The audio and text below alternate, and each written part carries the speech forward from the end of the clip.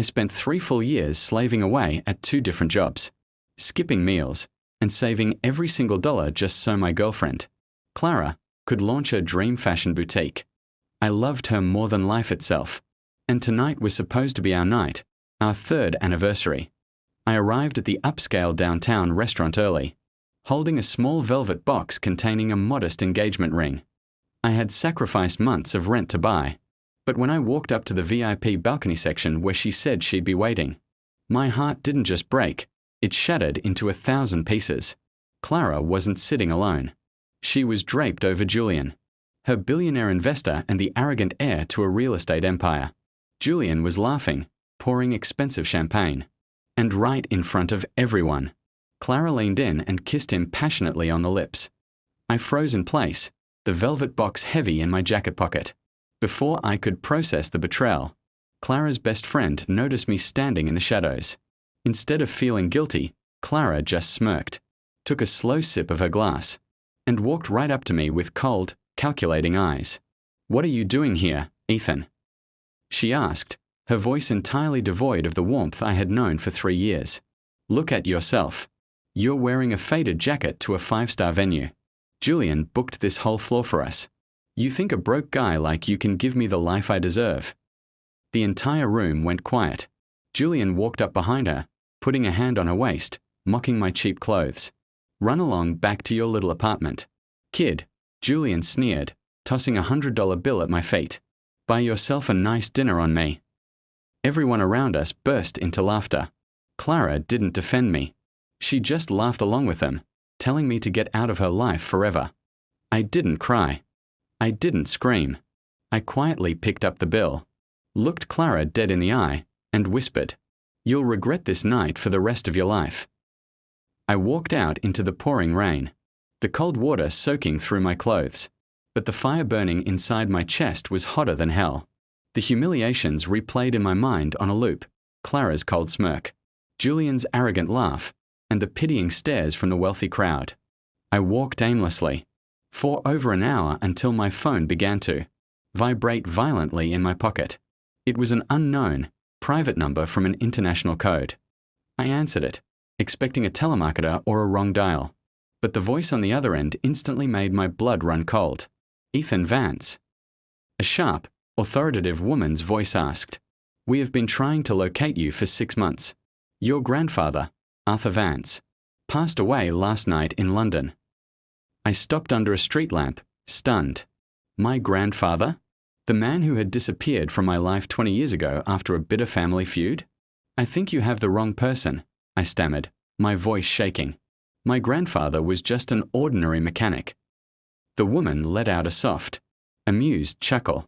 "Your grandfather was the founder and majority shareholder of Vance International Holdings, the largest private equity firm in Western Europe. As per his final revised will, you are his sole living heir." My jaw dropped. The woman introduced herself as Victoria Sterling, head counsel for the Vance estate. She informed me that effective immediately, I was the owner of assets totaling over $4 billion, including controlling stakes in hundreds of local businesses. "Mr. Vance, your grandfather left one specific instruction," Victoria continued smoothly. "You are to take control of the firm's main regional branch tomorrow morning at 9 a.m. Interestingly enough, one of our subsidiaries just approved a major acquisition deal tonight." I took a deep breath, wiping the rainwater from my face. "Which company?"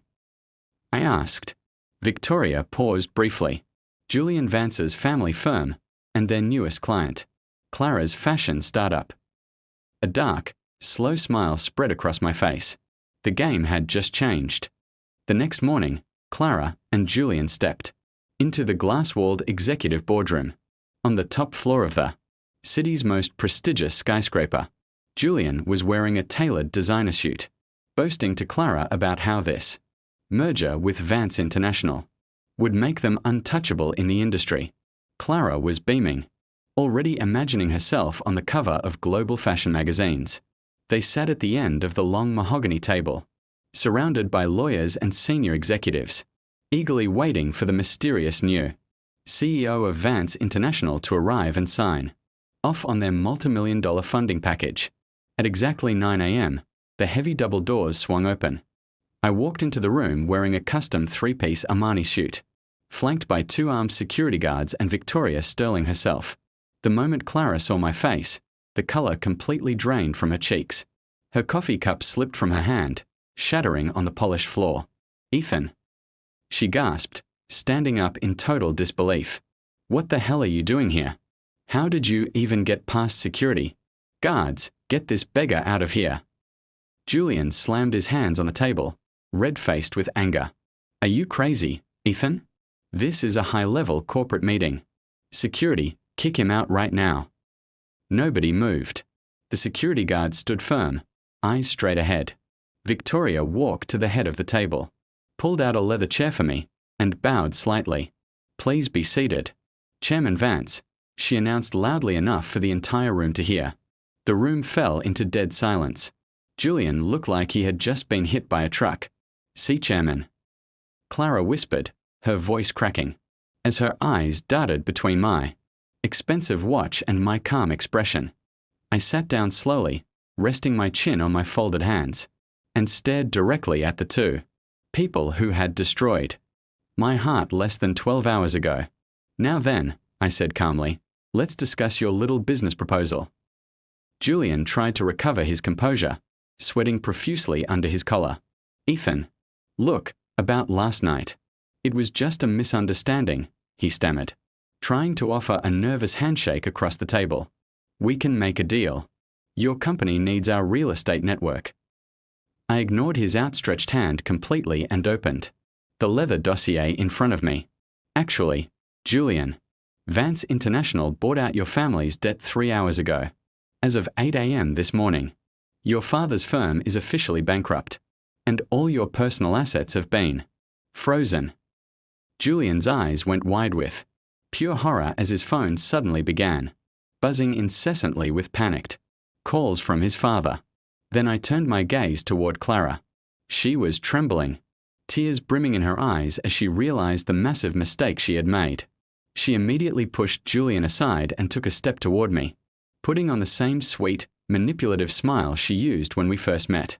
"Ethan, baby," she pleaded, her voice trembling. "I was forced to do that last night. Julian threatened my business. I've always loved only you. Please, you know how hard I work for this store. You wouldn't destroy my dream, right?" I picked up the contract for her fashion startup, looked at her cold-bloodedly, and slowly ripped the paper in half. Then I tore it into 4 pieces, tossing them into the trash bin beside my chair. "Your dream ended the moment you decided loyalty had a price tag," I said coldly. "Security, escort these 2 trespassers out of my building, and make sure their names are blacklisted from every establishment in this city." As the guards dragged a screaming Julian and a sobbing Clara out into the hallway, I leaned back in my chair, picked up my pen, and signed my first order as CEO. The era of being walked over was officially over.